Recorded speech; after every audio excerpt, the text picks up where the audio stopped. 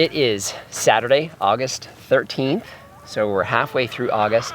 And how many days of 100+ degree weather have we had? Maybe 2, right? So over the last 3 weeks or so, I think we've had 2 days where we had to put the water bats in for the chickens. They're not in again today, so that's kind of our dead giveaway. So we know if we're putting those in, we're over 100. We've had a lot of rain coming through again.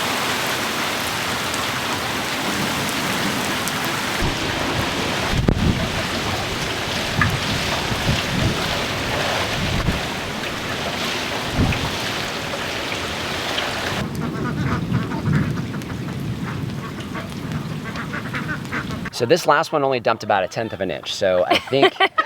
Does that qualify as a lot of rain? It's not a lot of rain, but we've got, what, about 2.5 inches. Now it's been raining all over the Southwest, really. I know Vegas has gotten some flooding. Got a lot of you guys out there in Vegas.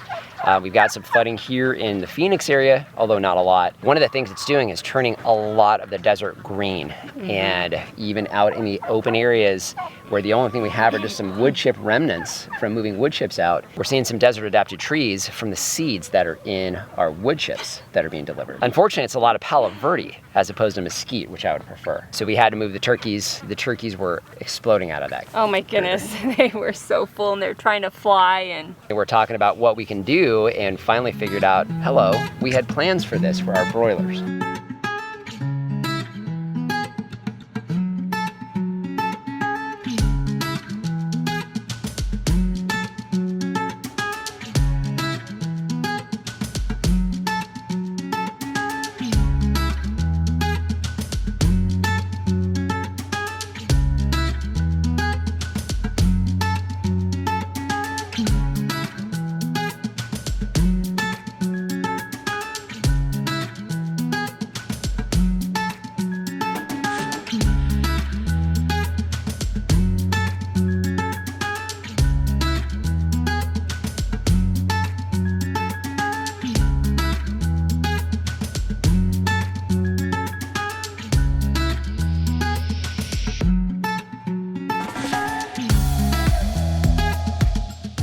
We got the trailer right next to the grapevines to help give it some shade in the afternoon, and it's actually doing pretty well. yeah, they're doing good. Yeah. If you guys missed the live stream last week, we did a taste testing of a fruit we had not tried before. So we're gonna have to do a video on that particular fruit, but it was not exactly what we were anticipating. No, I was expecting so much different. Yeah. So if you guys didn't check that out, go check that out. But we're gonna include that on kind of a video we're gonna do separate, I think, just kind of recapping that particular fruit and what our thoughts are towards it, which were pretty clear. Our pig pre-sale ends this weekend, right? Yep. So I think we're waiting for a few more deposits, so we'll see how that pans out. But we know we're gonna have probably at least 13 or 14 pigs, maybe more. At least, yeah. Coming in here at the end of the month, and we need to get ready for those pigs to get here. Yes.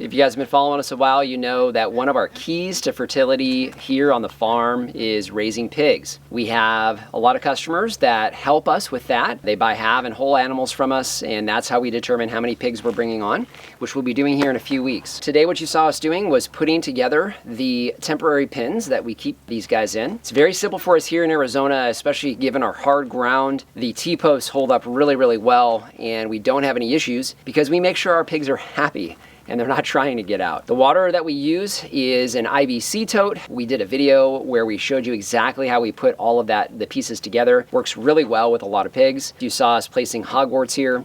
This is the shelter that we use to make sure that they can get out of the sun and also out of the rain, especially during the wintertime, because we keep them fall through spring. So one of the things that happened last year is we had the pigs starting to tear up the paneling that we had on the back, so we're gonna have to do some repairs on this before we put it into use. But for the most part, this area here is just about done, which means Lori and I need to get some pigs here in a couple weeks.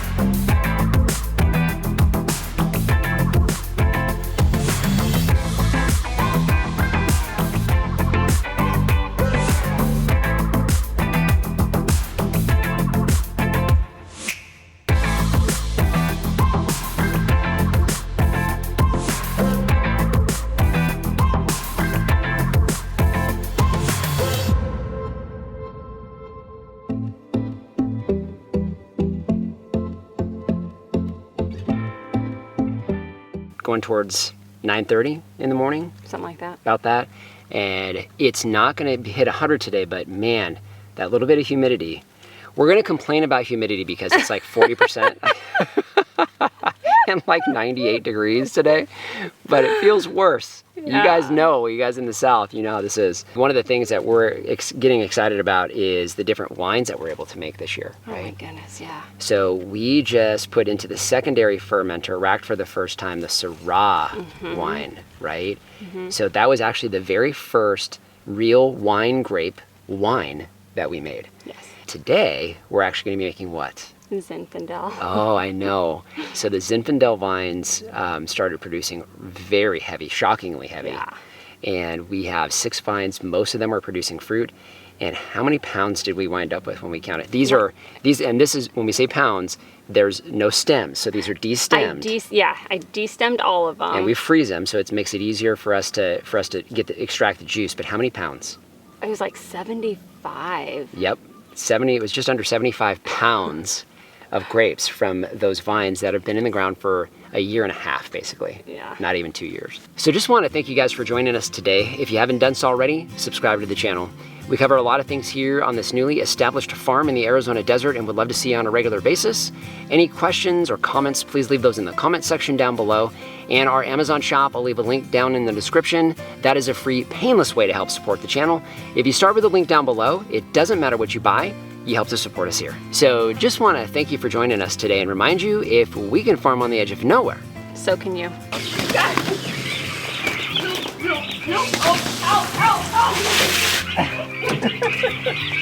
we got the trailer over basically right next to, thanks Barrington. Okay, we got to push quite a bit. Are you planning on getting a running start? I don't think that's a good idea. No. I was gonna.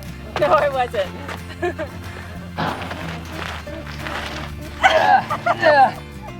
This is why you want a big man for a husband. This is where the little man's not the advantage. Oh,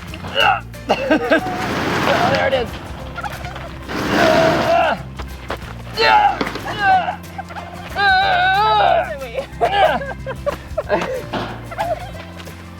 And I'm spent.